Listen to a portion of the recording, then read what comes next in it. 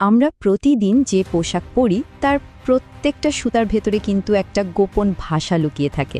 হ্যাঁ, একটা কোড যা ঠিক করে দেয় আমাদের টি শার্টটা কতটা নরম হবে বা জিন্সটা কতদিন টিকবে। চলুন আজ সেই কোডটাকেই ভাঙা যাক। কখনো কি মনে হয়েছে যে কিছু টি শার্ট কেন এতটা আরামদায়ক হয় আর কিছু জিন্স বছরের পর বছর পরেও একদম নতুনের মতো থাকে? এর আসল উত্তরটা কিন্তু ব্র্যান্ড বা দামে নেই। এর রহস্য লুকিয়ে আছে একদম শুরুতে, মানে তুলা বাছাই করার বৈজ্ঞানিক পদ্ধতির ভেতরে। আর এই হলো সেই গোপন নথি, নাম USTR HVI রিপোর্ট। দেখতে হয়তো একটু জটিল মনে হচ্ছে, কিন্তু টেক্সটাইল ইন্ডাস্ট্রির জন্য এটাই হলো সবচেয়ে গুরুত্বপূর্ণ জিনিস। বলতে পারেন এটা তুলার একটা ডিটেলড বায়োডাটা, যা আমাদের কাপড়ের ভবিষ্যৎ ঠিক করে দেয়। তো আমরা ধাপে ধাপে এই রিপোর্টটা বোঝার চেষ্টা করব। প্রথমে দেখব এর মূল বিষয়গুলো কি, যেমন দৈর্ঘ্য বা শক্তি। তারপর জানব কিভাবে তুলার অনুভূতিটা মাপা হয়। শেষে দেখব কিভাবে এই সব ডেটা মিলে আমাদের পছন্দের ডেনিম তৈরি হয়। চলুন তাহলে শুরু করা যাক। এই রিপোর্টটা আসলে কি? সবচেয়ে সহজভাবে বললে এটা হলো তুলার একটা রিপোর্ট কার্ড। হ্যাঁ, একদম স্কুলের রিপোর্ট কার্ডের মতো, যা তুলার প্রত্যেকটা গুণের উপর গ্রেড দেয়। ঠিক যেমন একজন ছাত্রের রিপোর্ট কার্ডে তার পারফরম্যান্স বোঝা যায়, এই HBI রিপোর্টটাও তুলার সব গুণ মেপে ফেলে। আর স্পিনার্সরা এই রিপোর্ট দেখে সিদ্ধান্ত নেন কোন তুলা দিয়ে ঠিক কী ধরনের সুতা বানানো সম্ভব। এখন রিপোর্টের সবচেয়ে গুরুত্বপূর্ণ দুটো বিষয়ে আসা যাক, দৈর্ঘ্য আর শক্তি। একটা বিল্ডিংয়ের ভিত্তি যেমন মজবুত হওয়াটা জরুরি, ভালো সুতার জন্য এই দুটো গুণ ঠিক তেমনই অপরিহার্য। এই যে UHML দেখছেন, এটা হলো তুলার আঁশ কতটা লম্বা তা মাপার একটা উপায়।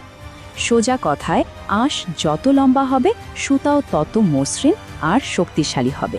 এজন্যই দামি কাপড়ের জন্য সব সময় লম্বা আঁশের তুলা খোঁজা হয়। কিন্তু শুধু লম্বা হলেই তো হবে না, তাই না?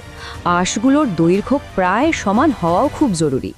এই UI বা ইউনিফর্মিটি ইন্ডেক্স ঠিক এটাই মাপে। কারণ দৈর্ঘ্য যদি অসমান হয়, তাহলে সুতার মাঝে দুর্বল জায়গা তৈরি হতে পারে, যা পরে কাপড়কে ছিঁড়ে যেতে সাহায্য করে। আর এখানে আমরা দেখছি ঠিক তার উল্টো একটা জিনিস। ছোট আঁশ বা শর্ট ফাইবার, এটা সুতার জন্য একদমই ভালো না। এটা সুতাকে দুর্বল করে দেয় আর কাপড়ের ওপর গুটি তৈরি করে।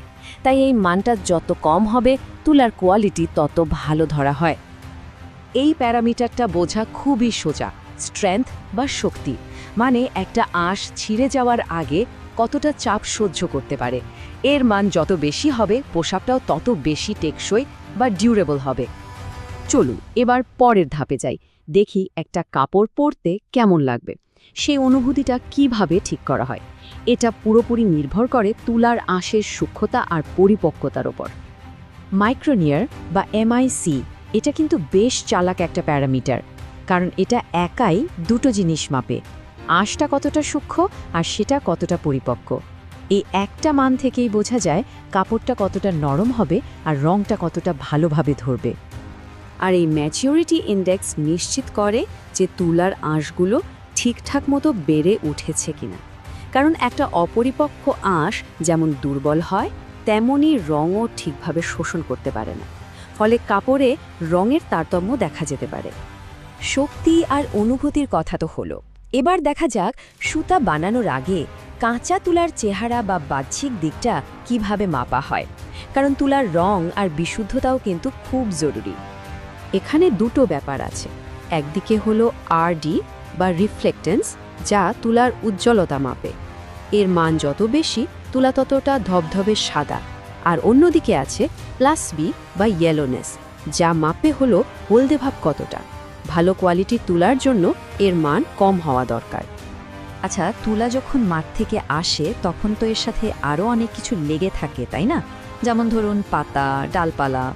টেক্সটাইল ইন্ডাস্ট্রিতে এই সব অপ্রয়োজনীয় জিনিসগুলোকে এক কথায় ট্র্যাশ বলা হয়। রিপোর্টের এই অংশে আমরা ট্র্যাশ কাউন্ট, ট্র্যাশ এরিয়ার মতো কিছু পরিমাপ দেখতে পাই। এই সবগুলোর একটাই লক্ষ্য, তুলাটা যেন যতটা সম্ভব বিশুদ্ধ হয়। কারণ তুলা যত পরিষ্কার হবে, সুতাও তত ভালো মানের হবে। আমরা তো অনেকগুলো আলাদা আলাদা প্যারামিটার নিয়ে কথা বললাম, দৈর্ঘ্য, শক্তি, রং, বিশুদ্ধতা। কিন্তু এতগুলো সংখ্যা একসাথে মনে রাখা তো বেশ কঠিন, তাই না?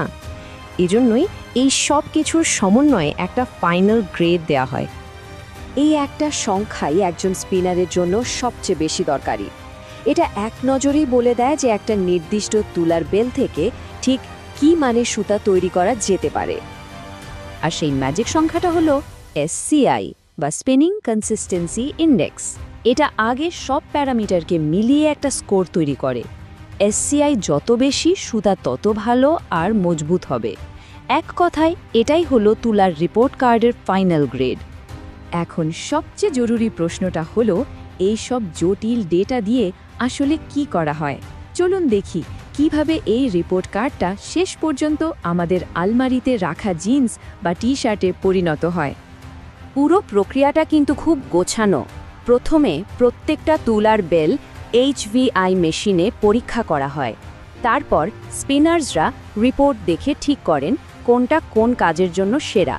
যেমন ধরুন, দামি জিন্সের জন্য উচ্চ SCI এর তুলা ব্যবহার করা হয়, আর হয়তো সাধারণ টি-শার্টের জন্য মাঝারি মানের তুলা বেছে নেওয়া হয়।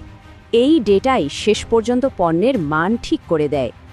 তার মানে মূল কথাটা হলো, এই রিপোর্টের প্রত্যেকটা সংখ্যা আমাদের বাস্তব জীবনে সরাসরি প্রভাব ফেলে। পরের বার যখন কোনো নরম টি-শার্ট পরবেন বা একটা টেকসই জিন্স কিনবেন, তখন মনে রাখা ভালো যে এর পেছনে লুকিয়ে আছে এই জটিল ডেটা আর বিজ্ঞান। তুলার এই গোপন ভাষার মতোই আমাদের চারপাশে কিন্তু এমন আরও অনেক অদৃশ্য সিস্টেম কাজ করছে, যা আমাদের প্রতিদিনের জীবনকে প্রভাবিত করে।